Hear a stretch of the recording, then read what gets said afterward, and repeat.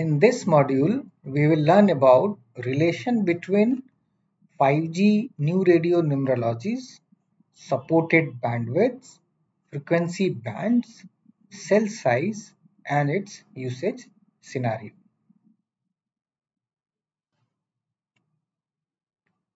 Let us first understand what is UV channel bandwidth, user equipment channel bandwidth. So we have already seen that the channel bandwidth supported in 5G is up to 100 MHz in FR1 band and up to 400 MHz in FR2 bands. In this picture taken from 3GPP specification 38.101-1 because that is for FR1 bands. In this picture, from here to here is your channel bandwidth. So this can be 5 MHz, 10 MHz, up to 100 MHz in FR1 band and up to 400 MHz in FR2 band.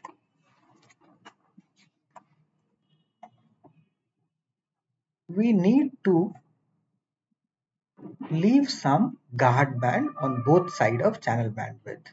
So from channel edge, some guard band is to be left from both sides. So the remaining bandwidth from this place to this place after leaving the guard band is called transmission bandwidth. And within the transmission bandwidth, you may use part of the bandwidth called BWP or bandwidth part, and that will be called the channel bandwidth. So each BWP will have its own channel bandwidth. So in this picture, these boxes are resource block, that is 12 number of subcarriers. So every box represents 12 number of subcarriers. So there will be n number of resource block in a transmission bandwidth.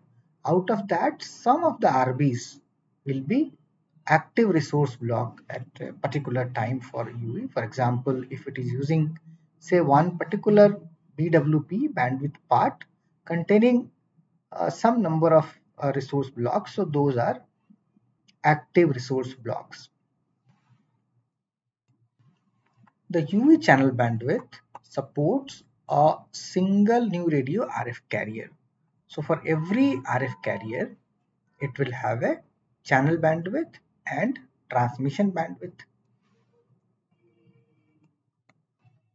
But the base station supports different UV channel bandwidth within the same base station spectrum. So that means the channel bandwidth of a user equipment is subset of base station channel bandwidth. So base station channel bandwidth may support a larger channel bandwidth compared to UVs which are within the BS coverage. Base station also supports transmission of multiple carriers to the same UV or multiple carriers to different UVs within the same base station channel bandwidth. So base station channel bandwidth may be combination of multiple carrier channel bandwidth. So one UV may support multiple carriers in case it has support of carrier aggregation. So UV will be configured with one or more bandwidth part per carrier, each with its own UV channel bandwidth. So this means that the user equipment may support multiple carriers having certain channel bandwidth and transmission bandwidth, and within that channel bandwidth there can be one or more BWP bandwidth part. part of that bandwidth which will be utilized at a time. So every BWP will have its own channel bandwidth. It is possible that the entire channel bandwidth of the supported carrier is being used as a single bandwidth part, or it can be broken into multiple bandwidth part. We will understand bandwidth part better when we learn about that in upcoming modules. Now let us look at other aspects of UE channel bandwidth. So just see this picture, again taken from the same specification. In this picture, from here to here, this is frequency, is your channel bandwidth. So from this channel bandwidth, when you want to use the resource block within this channel bandwidth, so all physical resource blocks which are within this boundary, that is your transmission bandwidth, will only be used. So any physical resource block falling between the edge of channel bandwidth and guard band will not be utilized.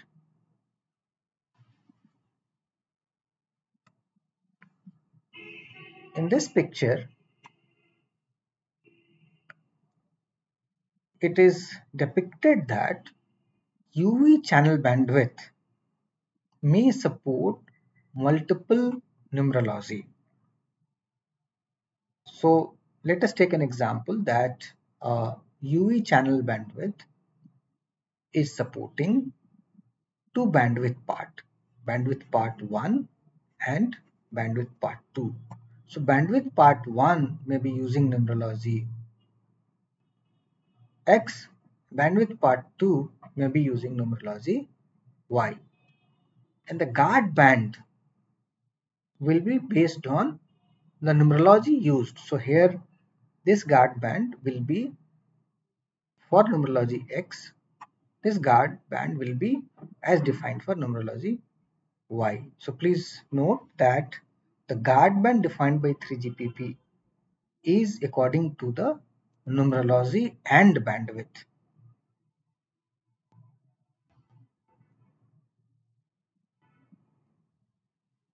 Now let us look at these two tables, again taken from the same 3GPP specification. This gives maximum transmission bandwidth for each subcarrier spacing in FR1 bands. So let us look at this. So on left side, what you see is the various numerologies: 15 kilohertz, 30 kilohertz and 60 kilohertz. So in frequency range 1, numerology supported is numerology 0, that is 15 kilohertz, numerology 1, that is 30 kilohertz, and numerology 2, that is 60 kilohertz. And bandwidth supported is 5 megahertz, 10 megahertz, 15 megahertz, and up to 100 megahertz. But not all numerologies will support 100 megahertz. For example, if you look at 15 kilohertz subcarrier spacing, that is numerology 0, it is supporting up to only 50 megahertz channel bandwidth. Rest are not applicable, you can see here. So that means the maximum transmission bandwidth for 15 kilohertz subcarrier spacing in FR1 is 50 megahertz. Similarly, for 30 kilohertz subcarrier spacing, maximum bandwidth supported is 100 megahertz. Similarly, for 60 kilohertz subcarrier spacing, the maximum bandwidth supported is 100 megahertz. Please note here that for 60 kilohertz subcarrier spacing, 5 megahertz bandwidth is not supported. It is supported 10 megahertz onwards up to 100 megahertz. In this table, these numbers are number of resource blocks supported, which is just a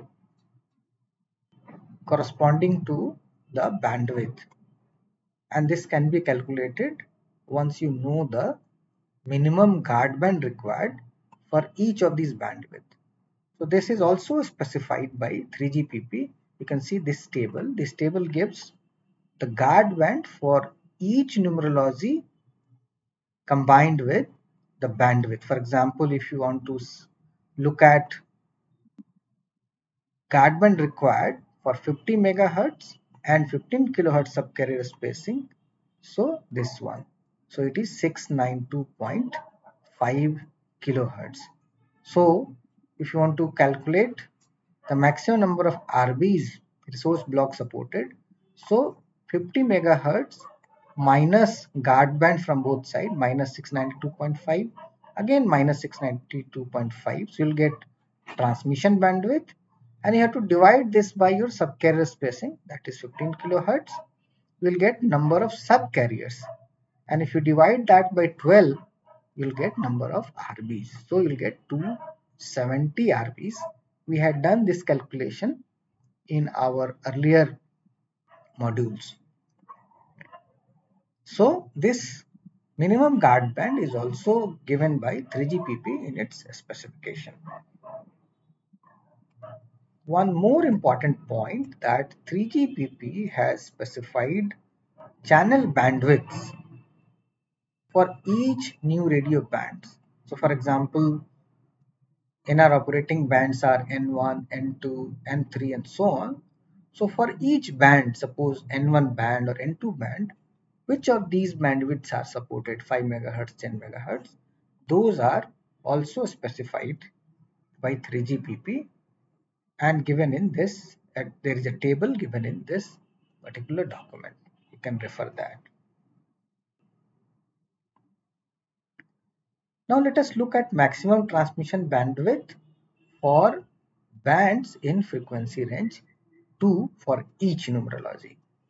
So in frequency range 2, the numerologies supported are numerology 2, 3 and 4. That is, numerology 2 means subcarrier spacing of 60 kilohertz, and 3 means 120 kilohertz, and 4 means 240 kilohertz.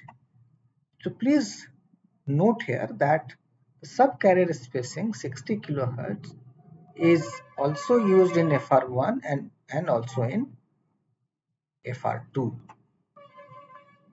So if we are using 60 kilohertz subcarrier spacing, the bandwidth supported is 50 megahertz, 100 megahertz, 200 megahertz and 400 megahertz is not applicable. So that means for 60 kilohertz subcarrier spacing in FR2, maximum bandwidth supported is 200 megahertz.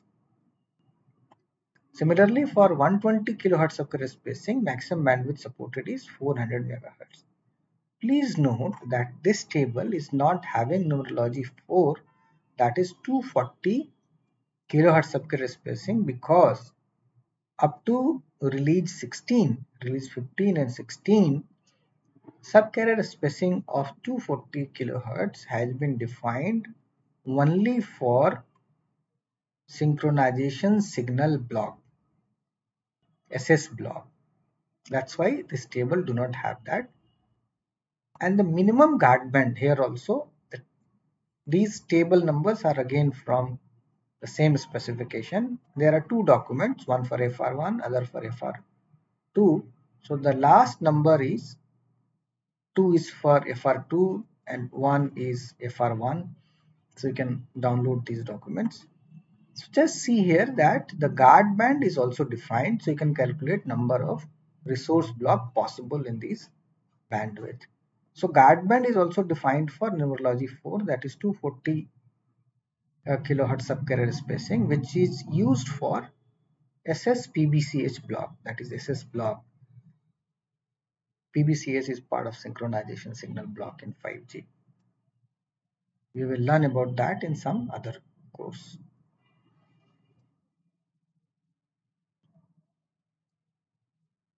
So in summary, let us look at maximum supported bandwidth for each numerology. So for subcarrier spacing of 15 kHz, that is numerology 0, 50 kHz is supported.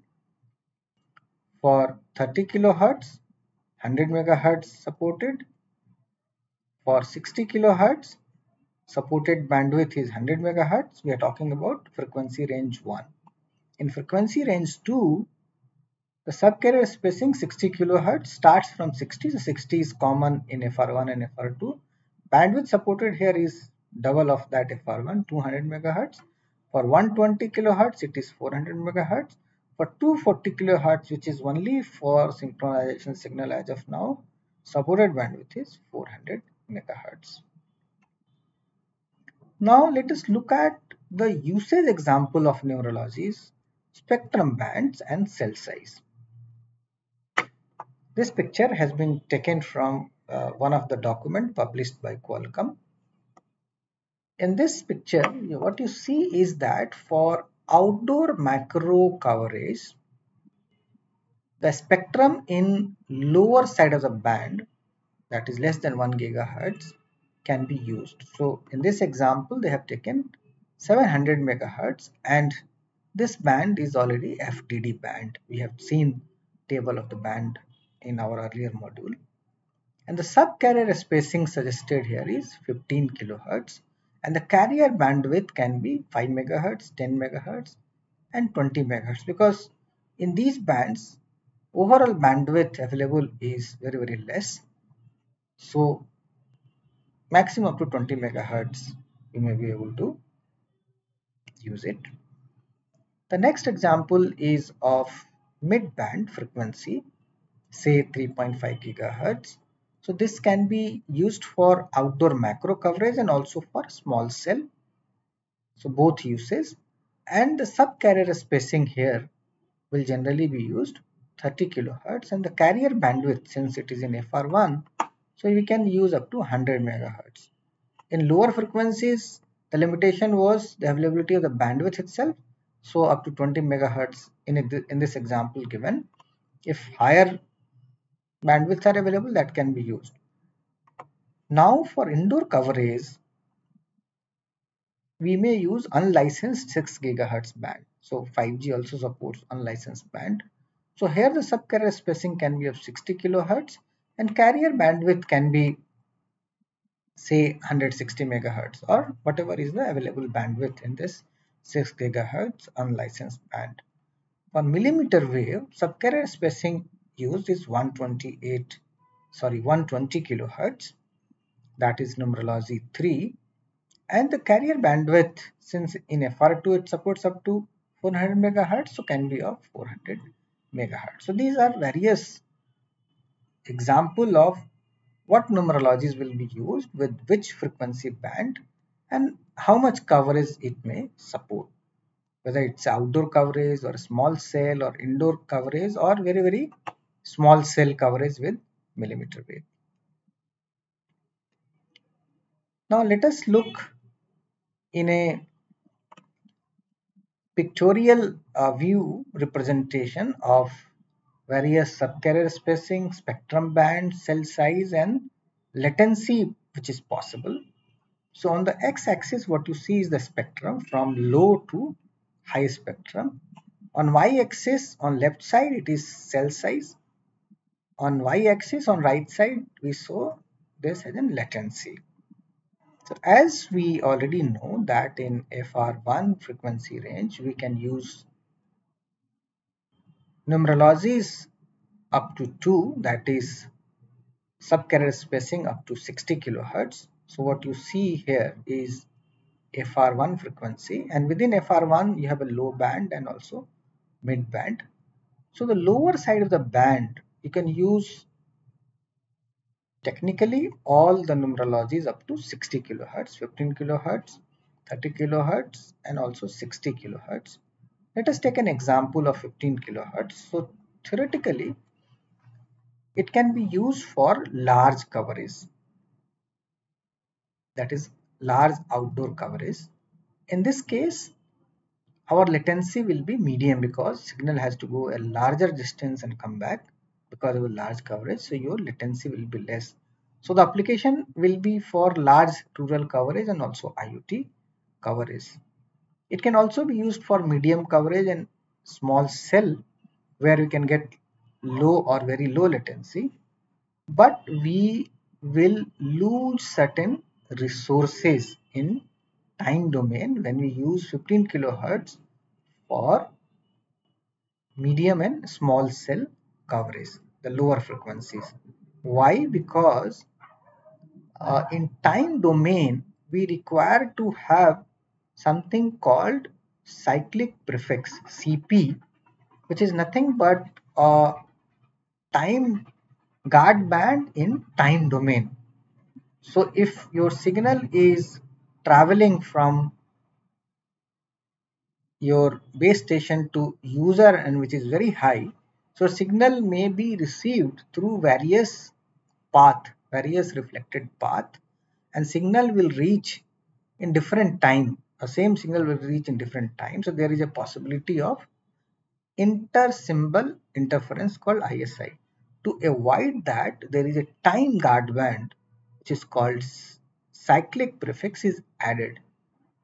So cyclic prefix for lower numerologies, 15 kilohertz of carrier spacing will be higher compared to 30 kilohertz, 60 kilohertz, and so higher the numerology, lower the cyclic prefix, and that is proportional to your coverage requirement. So if you have to cover larger distance, your CP size has to be higher.